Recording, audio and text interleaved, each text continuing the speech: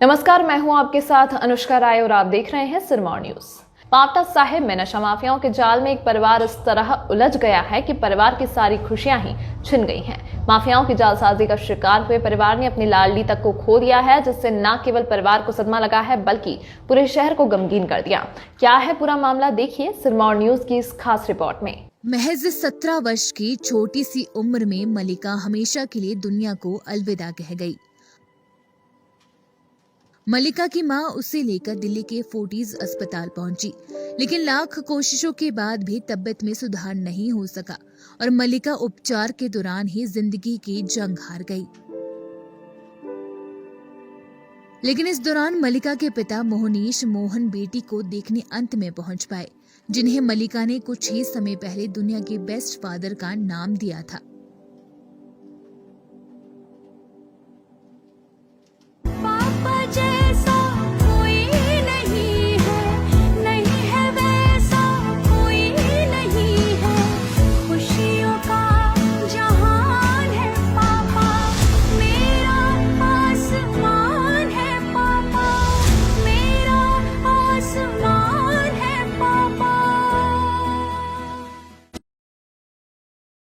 दरअसल पांवटा साहिब के मोहनीश मोहन नशा माफियाओं की बड़ी जालसाजी का शिकार हो गए, जिसके चलते उन्हें सलाखों के पीछे पहुंचना पड़ा।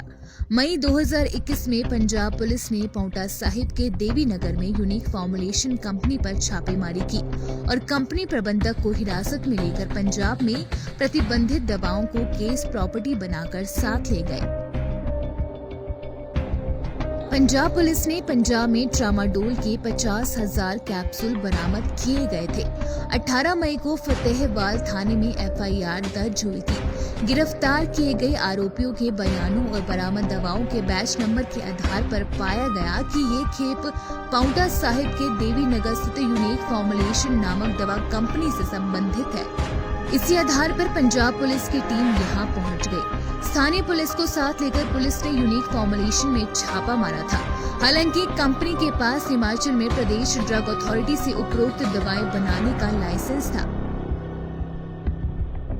बताया जा रहा है कि नशा माफियाओं का एक गिरोह हिमाचल के भोले भाले लोगों का इस्तेमाल कर उन जीवन रक्षक दवाओं का दुरुपयोग कर रहे हैं, जिन्हें कई राज्यों में प्रतिबंधित किया गया है।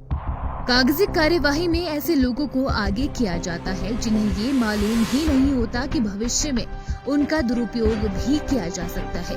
एक ऐसा ही मामला पांवटा साहिब में पहले भी उजागर हो चुका है, जहां नशे के सौदागरों के बेरोजगार युवकों के नाम से दवाओं के लिए स्टोर लिया और वहां प्रतिबंधित दवाएं रखते व बेचते रहे।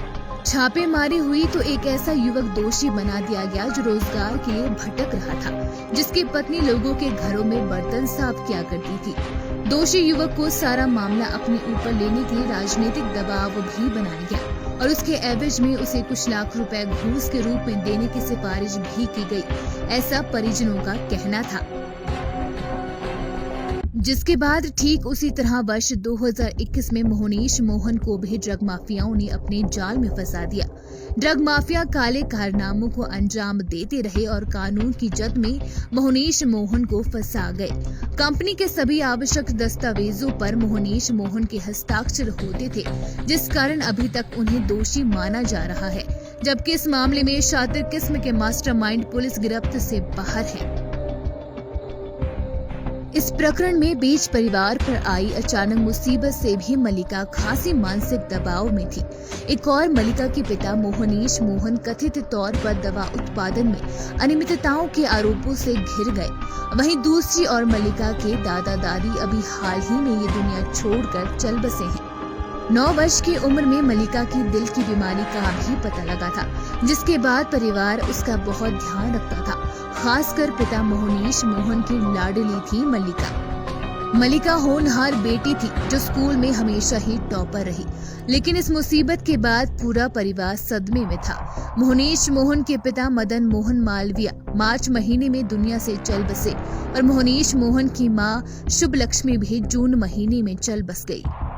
एक ही साल में परिवार में 3 मौत हो गई। बेबसी का आलम ये रहा कि जेल से पेरोल पर पहुंचे मोहनीश दिल्ली से बेटी के पार्थिव देह के साथ पांवटा साहिब के लिए रवाना हुए, लेकिन पुलिस की गाड़ी में कुछ घंटे देर बाद ही घर की दहलीज पर पहुंचे, जहां उनकी लाडली का पार्थिव शरीर उसके आने से पहले पहुंच गया था। नशा माफियाओं की जालसाजी का शिकार हुए मोहनीश मोहन के लिए शायद जीवन में इससे बड़ा सदमा कोई नहीं रहा होगा। बेटी का अंतिम संस्कार करने और अस्थि विसर्जित करने के बाद मोहनीश मोहन को वहीं जाना पड़ा जहां से मोहलत लेकर आए थे। मलिका के बाद अब परिवार में उसके मम्मी पापा रह गए हैं। वह अपने परिवार की इकलौती संतान थी। अभी उपचार दौरान हुए मुलाकात में मलिका ने अपने पिता को दुनिया में सबसे अच्छे पिता कहकर उनके लिए अपने प्यार को प्रकट किया था।